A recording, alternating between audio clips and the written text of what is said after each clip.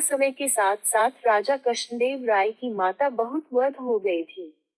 एक बार वह बहुत बीमार पड़ गई। उन्हें लगा कि अब वे शीघ्र ही मर जाएंगी। उन्हें आम से बहुत था, इसलिए जीवन के अंतिम दिनों में वे आम दान करना चाहती थी। सो उन्होंने राजा से ब्राह्मणों को आमों को दान करने की इच्छा प्रकट की। वह समझती थी कि इस प्रकार दान करने से उन्हें स्वर्ग की प्राप्ति होगी। सो कुछ दिनों बाद राजा की माता अपनी अंतिम इच्छा की पूर्ति किए बिना ही मृत्यु को प्राप्त हो गई।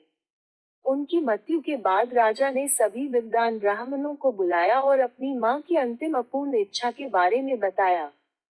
कुछ देर तक चुप रहने के पश्चात ब्राह्मण बोले, यह तो बहुत ही बुरा हुआ महाराज, अंतिम इच्छा के पूरा न होने की दशा में तो उन्हें मुक्ति ही नहीं मिल सकती। वे प्रेत योनि में भटकती रहेंगी। महाराज, आपको उनकी आत्मा की शांति का उपाय करना चाहिए। तब महाराज ने उनसे अपनी माता की अंतिम इच्छा की पूर्ति का उपाय पूछा। ब्राह्मण बोले, उनकी आत्मा की शांति के लिए आपको उनकी पुण्यतिथि पर सोने के आमों का दान करना पड़ेगा। अतः राजा ने मौ की पुण्यतिथि पर कुछ ब्राह्मणों को भोजन के लिए बुलाया और प्रत्येक को सोने से बने आम दान में दिए। जब तेनालीराम को यह पता चला, तो वह तुरंत समझ गया कि ब्राह्मण लोग राजा की सरलता तथा भोलेपन का उठा रहे हैं। सो उसने उन ब्राह्मणों को पार पाने की एक योजना बनाई।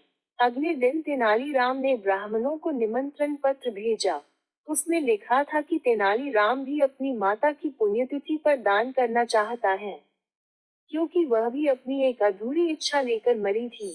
जब से उसे पता चला है कि उसकी मां की अंतिम इच्छा पूरी न होने के कारण प्रेत योनि में भटक रही होंगी, वह बहुत ही दुखी है और चाहता है कि जल्दी उसकी मौ की आत्मा को शांति मिले। ब्राह्मणों ने सोचा कि तेनालीराम के घर से भी बहुत अधिक दान मिलेगा, क्योंकि वह शाही विदूषक है।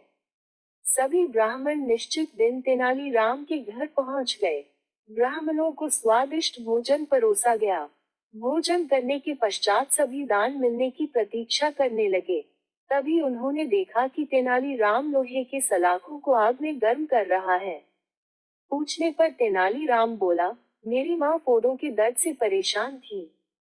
मृत्यु के समय उन्हें बहुत तेज दर्द हो रहा था।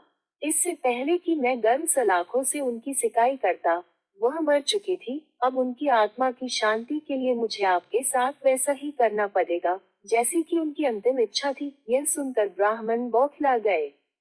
वे वहां से तुरंत चले जाना चाहते थे।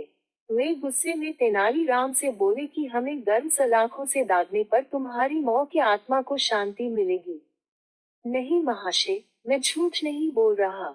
यदि सोने के आम दान में देने से महाराज की मौ की आत्मा को स्वर्ग में शांति मिल सकती है, तो मैं अपनी मौ की अंतिम इच्छा क्यों नहीं पूरी कर सकता।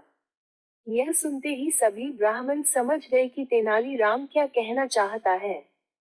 वह बोले, तेनालीराम, हमें क्षमा करो। हम वे सोने के आम तुम्हें दे देते हैं।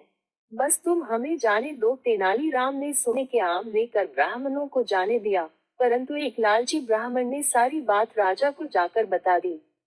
यह सुनकर राजा क्रोधित हो गए और उन्होंने तेनालीराम को बुलाया। वे बोले, तेनालीराम, यदि तुम्हें सोने के आम चाहिए थे, तो मुझसे मांग लेते। तुम इतने लालची कैसे हो गए कि तुमने ब्राह्मणों से सोने के आम ले लिए। महाराज, मैं लालची नहीं हूँ, अपितु मैं तो उनकी लालच की प्रवृत्ति को रोक रहा था।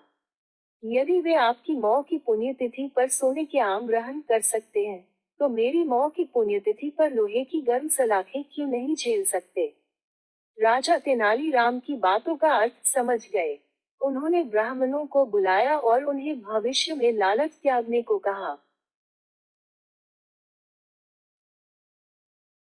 अगर आपको मेरी कहानी अच्छी लगी हो तो कृपया लाइक करें और शेयर करें।